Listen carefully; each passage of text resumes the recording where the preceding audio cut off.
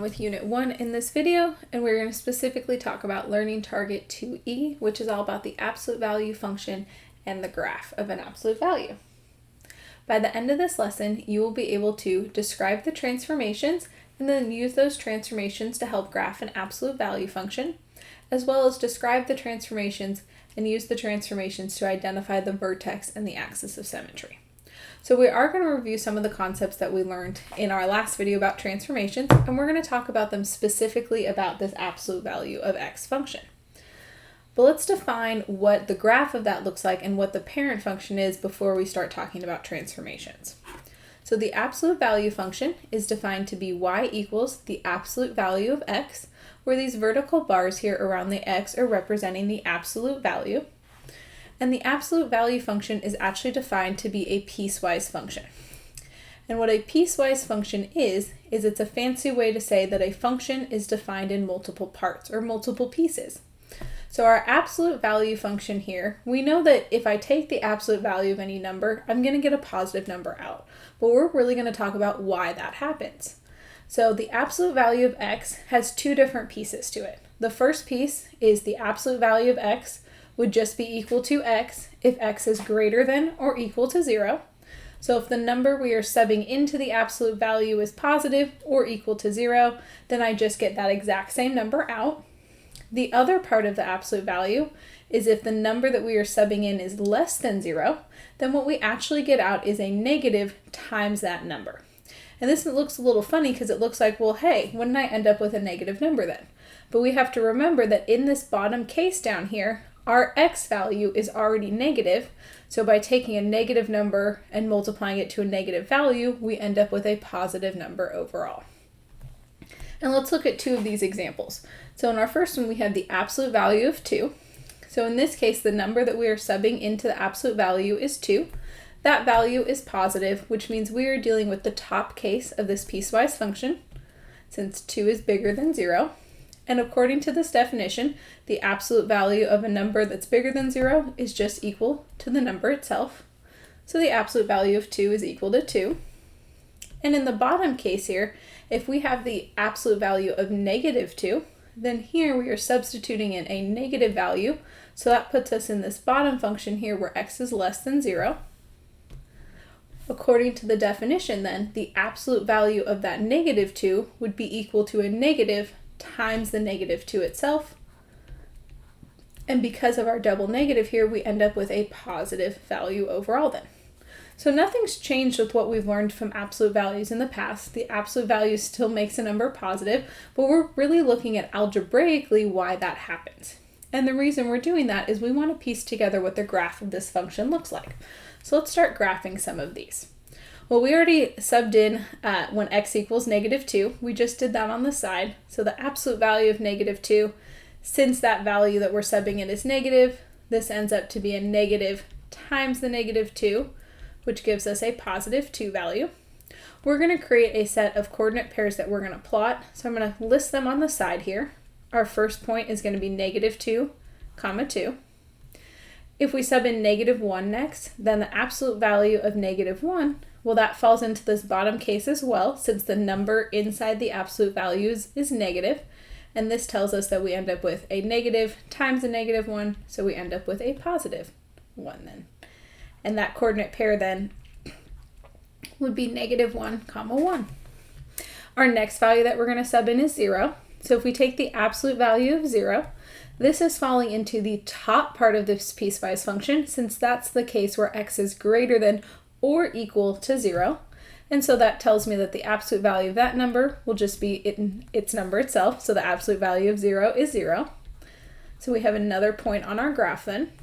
For our last 2 points, we're taking the absolute value of 1, which is going to be positive 1 since that falls into the top case. And for our last point, we're going to take the absolute value of 2, which we had found up above anyway, and the absolute value of 2 will be positive 2 since the number that we're subbing in is already positive. And that gives us our next point on our graph here. Now, of course, we could continue to find a lot more points from this, but these 5 points is going to be enough to see what the shape of this graph looks like. And when we're learning about parent functions, We care about what the shape of the graph looks like because we know that our transformations aren't going to change the shape of the graph, and so that parent function gives us kind of a baseline for what this graph will look like. If we plot these points, we're at -2, 2, -1, 1, 0, 0, 1, 1, and 2, 2. So what's happening here is it looks like this is forming two straight lines here. I have a straight line with negative slope on the left side and a straight line with positive slope on the right side. If I use a straight edge and I insert in a line into this, we're going to have that positive slope up to the right, and then we also have a negative slope going off to the left. So let's insert another straight line, and they're coming together and meeting at 0, 0. So this graph that we're getting here is the graph of the absolute value function. And what we're seeing here is that this graph is forming a nice V shape for this overall function. And if we would continue to plot points, they'd continue to fall along that line, and I'd get more points at 3, 3, 4, 4, 5, 5, and so on. And then on the negative side, -3, 3, -4, 4, and so on from there. And if we connect this back to our original piecewise function, well, the top function is happening when x is greater than 0. So this is this graph that's off to the right-hand side, and that makes sense. This looks like a straight line with positive slope of 1 going through 0, 0, and that matches up with what y equals x looks like. And on the left side here, this is this negative x graph, and that matches that -1 slope that we have on the left-hand side. Now the absolute value function is not linear. Since I don't have one continuous straight line, I have two lines that form together at 0, 0, giving us this V-shaped graph that we have. We have a couple properties about this absolute value graph that we're going to talk about. The first is that this graph is symmetric about a vertical line, x equals 0, which we call the axis of symmetry. So I'm going to label that axis of symmetry on this graph using a dotted line right here, and I'm going to make it super thick so that we can see this axis of symmetry. Now these are not points on the graph, but this is representing the axis of symmetry, which tells us what our graph is symmetric with respect to. Meaning, if we were to fold this graph in half across the axis of symmetry, like if we were to close it like a book, and that axis of symmetry is like the spine of the book, then we would get a mirror image on either side, which we can see since the left side has a negative slope, the right side has a positive slope, that they would match up if they are folded in on each other together. The next thing this graph has is a vertex, and it has a vertex right here where the two branches of this graph meet at 0, 0. The domain of this graph is all real numbers, and what that means is, remember, our domain is our input values, and if my domain is all real numbers, or ARN for short, it means that I can substitute any value into this function. And that's true. I can substitute in positive values, I can substitute in 0, and I can substitute in negative values as well. So we can see that represented along our x-axis with all of the x values that are subbed in here. So our domain is then that all real numbers, and we could have continued to plug in more values from here. A good check with domains moving forward would be the 3 different types of numbers we could have: negative numbers, positive numbers, and 0. And if one positive number works, then usually another positive number is going to work as well, assuming that we just have a parent function. And in this case, for our parent function of y equals the absolute value of x, all the positive numbers work. That's where x is greater than 0. 0 works as well since we have the equals to bar. And then all the negative numbers work since we also have the places where x is less than 0. Now our range for this function, though, is not all real numbers. So our range, remember, is the outputs that we get out from our inputs. And in this case, because the absolute value function always makes a number positive that gets subbed into it, our range here is just y is greater than or equal to 0. And we can see that on the graph because all of the coordinate pairs are falling up here in quadrants 1 and 2, where we have positive y values, or we do have 0, 0 there at the origin as well, which is why we get that equals to bar then on our range. Now, as we apply the transformations to this graph is going to shift. Remember, we have our translations where we're shifting the graph up, down, right, or left. We could also reflect the graph over the x or the y axis, and we can also vertically stretch or vertically compress the graph down. And when we apply those transformations, the shape is still going to stay the same. We're still going to have this V-shaped graph no matter what crazy transformations we do to it.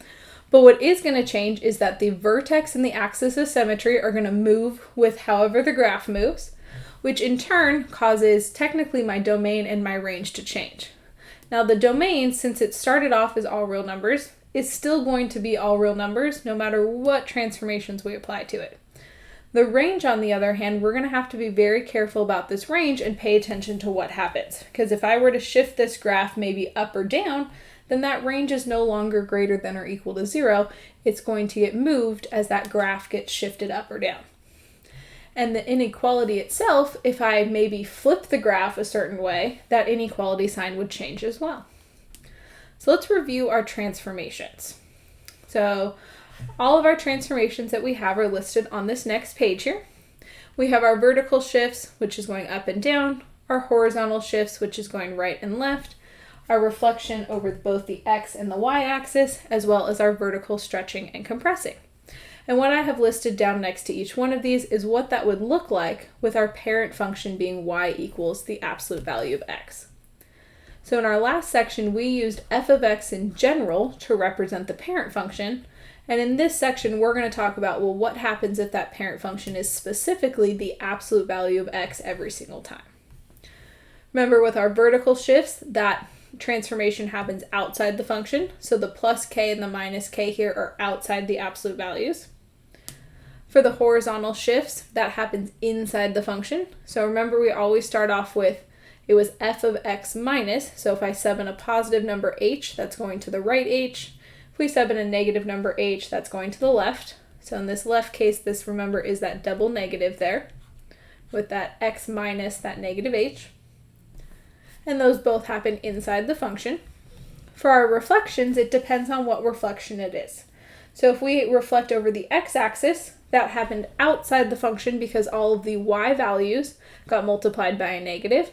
And so that negative sign is in front of the absolute values. Versus if we reflect over the y-axis, that was happening to the x variables becoming negative, and so that negative sign is then inside those absolute values. And if we think about both of these, well, if I'm looking back at my original graph here, let's see, we can fit it almost all on there. If I reflect over the x-axis, this graph is going to flip down and be upside down then. And in this case, it would make sense that the negative should be on the outside, because if the negative was on the inside, nothing would actually change since the absolute value always makes something positive. But what this is saying now with the negative on the outside is the absolute value of x makes the number positive, but then we multiply by a negative 1, which makes everything be negative, which represents that graph flipped upside down. Versus a reflection over the y-axis, this is just flip-flopping it. The stuff in quadrant 1 goes to quadrant 2, 2 goes to 1, and I end up with the same graph that I had before. Which makes sense then, the negative sign being inside the absolute values here doesn't actually change anything because the absolute values still make it positive. And then for our vertical stretching and compressing, that was when we multiplied in front of the function by that a value. And if a is bigger than 1, it's a stretch. And if it's bigger than 0 but less than 1, that would be a vertical compress. So in this case, the V shape will still stay there, but maybe it will become like a more flattened out V or a more skinny V as it gets stretched and compressed. Now, as we graph in this class, we're going to see a little bit of different graphing than maybe you guys have seen before here. We're going to be using our transformations and using our knowledge of the parent function to help us graph. And what that means is I'm not going to be just plotting points to see what ends up happening. Instead, we're going to have a strategic approach to this. And the reason that we're doing that is in prior classes, you guys have learned how to do t-tables and sub in x values and figure out what y values are. In Algebra 2, we're much more interested in the behavior of a function. How does that function behave? And if I were to just look at the equation, I should be able to say in my mind, oh, that function went to the left, it went up maybe, and it got stretched or compressed. I should be able to see all of that just by looking at the equation and not having to plot out a bunch of points. Because of this, our graphing is going to look a little bit different. We're going to start with our parent function, and we're going to apply the transformations to that parent function to figure out what our final graph is. Now I don't want to have to plot the parent function every single time. That seems really redundant. So what we're going to do is we're going to use something called start points. And these are points that are coming from the parent function. And we're going to apply the transformations to those coordinates, find out what our new coordinates are, and then graph the new coordinates from there to get our final graph. So if we go back up to our parent function here, which is that absolute value of x, I need to take some points from this that can represent the shape of this graph. Since I have a V-shaped graph here, what that means is I need a point that's on the right branch. I definitely need the vertex, so 0, 0 has to come along for the ride. And I also need a point that's on the left branch here. So what we're going to use as our start points are these three middle points right here that we found. That -1, 1, 0, 0, and 1, 1. And in this case, those 3 points are on my original parent function. They're these guys right here. That's enough to actually create this V-shaped graph. And when we apply the transformations to these coordinates, we can then see how the graph shifts from there. So what we have down below on page 2 then is I've listed those start points that we will use. And this is, I do want to keep pointing it out, this is only true because we're using the absolute value of x. If I have a different parent function, we're going to have different start points. And throughout this year, we're going to look at a couple different parent functions and we'll see how that will happen and how that will get affected by it. So let's look at our first example here. In example 1, it says describe the transformations, then use them to graph, state the domain, and state the range. So in this first equation, we have the absolute value of x plus 2 minus 5. I want you guys to pause the video right now and list out the transformations that you have. So in this, I see 2 transformations that we have. The first one is coming from that plus 2, which is happening inside the function. That is a horizontal shift, and in this case, it is going to the left 2. We also have this minus 5 that is happening outside the function, since it's outside the absolute values, and that's telling us that we are going down 5. Now in our last video, we talked about, well, what does that mean on a coordinate level? So if I'm going to the left 2, am I changing the x or the y coordinate? We would be changing the x coordinate, and if I want to move to the left 2, then I'm subtracting 2 from that x coordinate. So what I'm going to do here is I'm going to subtract off 2 from all of those x's then. Now let's look at the down 5. If we go down 5, is that affecting the x or the y coordinate? Moving up or down affects the y coordinate, and if I want to go down so many numbers, then I would be subtracting, and in this case, I'm going to be subtracting 5 from all the y's in this case. And that's what's happening on a coordinate level. Now to graph this, we want to use those start points. So I'm going to list my start points that I have. I'm going to put them in kind of a column here so I can apply it all at once. So I have that 1, 1, 0, 0, and -1, +1. Now from here, I'm going to apply each of the transformations. I forgot to state it before, but it's important to make sure that we're applying the transformations in order. So if we go back up and we look at all of our transformations that we had up here, there was a certain order that we talked about in the last video that we would have to apply it in. Why don't you guys pause the video and label next to each one the number that is the order in which we apply these transformations. So the first transformation we always do is our horizontal. Our second is our stretch or compress, then our reflections, and lastly, we have those vertical shifts. So as I listed them out, I was making sure to go any horizontal, then any stretch or compress, any reflections, and then lastly, any vertical shifts. And the reason I listed them that way is because that's the order in which I need to apply them. So if I want to apply the first transformation, going left 2 means that I'm going to subtract 2 from all of these x values. And when I do that, 1, 1 ends up at -1, and then the y coordinate though stays the same. Notice it's only the x coordinate that's changing, since that's what we're subtracting 2 from. 0, 0 would end up at -2, 0. And the last point is going to end up then at -3, 1. So we applied that first transformation there. So we've taken care of the left 2. Now we're going to apply the second transformation. When we go down 5, only the y coordinate is changing, so the x ones I can actually rewrite. And I'm just going to relist all of these that we had from the prior step because they're not going to change. Now when we subtract 5, we're at -4 then, we're at -5, and then we are at -4 as well.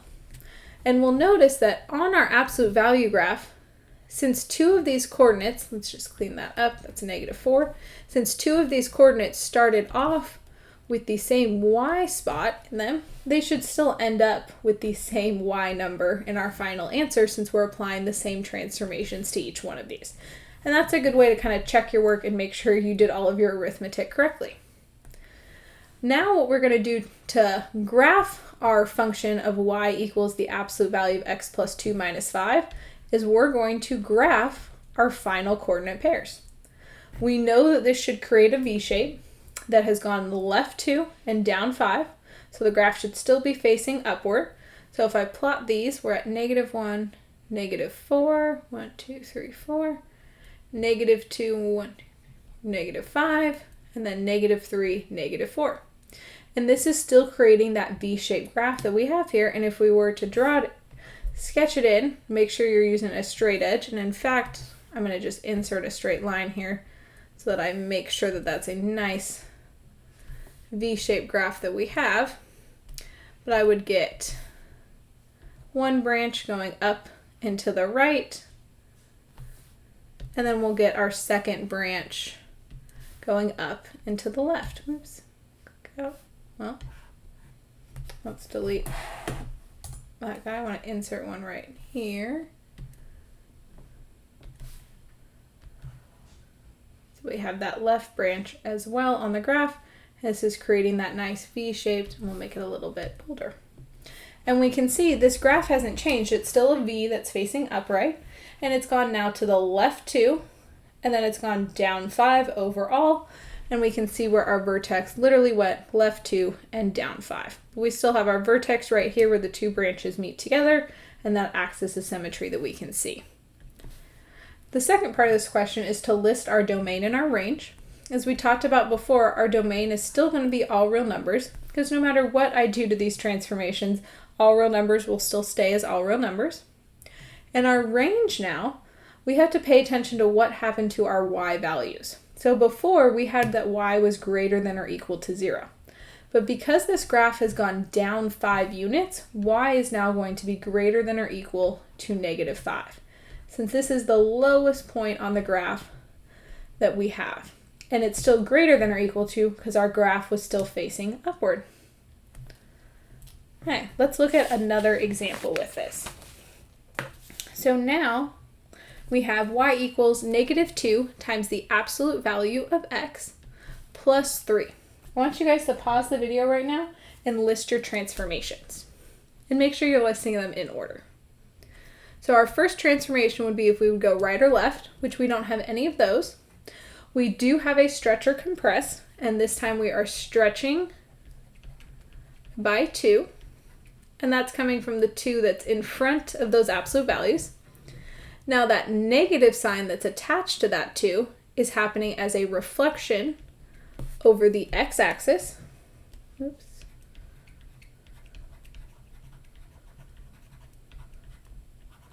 And then lastly, that plus 3 is telling us that we are going up 3. And from here, we need to figure out, well, what does that mean on a coordinate level? What's happening to the coordinates themselves? Well, any stretch or compress is when we multiply the y coordinate by that factor. So in this case, we're going to multiply our y coordinate by 2. A reflection over the x-axis is when we multiply our y by a -1, because that's when all of our y values became negative when it gets flipped upside down. And then lastly, our up 3 is happening when we were to add 3 to all of the y coordinates. So in this case, every single one of these transformations is affecting the y variable. And this is a really good example for why the order in which we apply our transformations absolutely matters. Our stretches and our reflections, or our stretches, our compresses, and our reflections always have to come before any vertical shifts, and we always want to make sure that that's happening. When I look at the first two transformations here, I'm multiplying by 2, but then I'm multiplying by -1. It is okay to group these together and say, I'm just going to multiply by a -2 then, because multiplying by 2 and then multiplying by -1 is the same thing as just multiplying by a -2. So I can group our first two transformations together that way. But separately, I will have to apply our third transformation. So the first thing we have to list, remember, is our start points. And those start points, again, are coming from our parent function. So we had 1, 1, 0, 0, and -1, +1. We're going to apply our first two transformations at the same time, since I can group those together. The x spots are not going to change at all. So I'm going to just rewrite each one of those. And to all of the y components, I'm going to multiply by a -2. So 1 goes to a -2 then. 0 stays at 0, since 0 times anything is still 0. And then +1 also goes to -2 again. From here, our last transformation we want to apply is the up 3 by adding 3 to all of the y variables, or y spots. So I can rewrite the x ones again. When I add 3 to -2, we're up at +1. When I add 3 to 0, we're at 3. And then when I add 3 to -2 again, we're still at 1. These then are the points that we're going to graph to get our shape. So let's see what happens here. And you might be thinking, well, wait, the 1, 1 and the -1, 1 ended up at the same point. That doesn't always happen. That just happened because multiplying by a -2 and then adding 3 to 1 ended up being back at the same point. We're going to see that something definitely has changed in our graph. So if I plot these, I've got -1, 1, 0, 3. So those are a little bit further apart than they were before, and -1, 1. The other difference now is this V shape is now facing downward, which makes sense. We had a reflection over the x-axis. So from the V facing upright to being flipped upside down, it should be facing downward from there. I can go ahead and I can insert my two branches. So I have our branch on the left going down. We can do that in the same color. And then we also have our branch on the right. Oops. Or that was our right branch. We also have our branch on the left. There we go. I can drag it around. And of course, if you have a ruler that you can use that is shifting it. Oops. Oh. There we go. And then this other one on the right-hand side got a little, must have accidentally clicked it. There we go. And so that is giving us this absolute value graph for our final function then. From here, let's talk about how we would find the domain and the range for this guy. So our domain, again, it started off as all real numbers. No matter what crazy transformations we do to it, it's still going to be at all real numbers. Our range, on the other hand, though, a lot has happened here. This graph got stretched by 2, it got flipped upside down, and then it went up 3. So instead of having y is greater than or equal to, I actually have y is less than or equal to, because I have everything below my vertex in this case. And then the value that it's less than or equal to is 3, since that's the largest value on this graph. Another way to think about your range is it's really looking at what's happening to our vertex. So our vertex started off at 0, 0. As we applied the transformations, it ended up at 0, 3. That y spot of the vertex is always going to be the number that's in my range, because that's what's happening with my vertical shifts. And the inequality depends on if there was a reflection over the x-axis or if there was not. If I don't reflect over the x-axis at all, then I'll always have y is greater than or equal to, because there was no flip upside down. But if we do reflect over the x-axis, then that range then becomes a less than or equal to because of that reflection.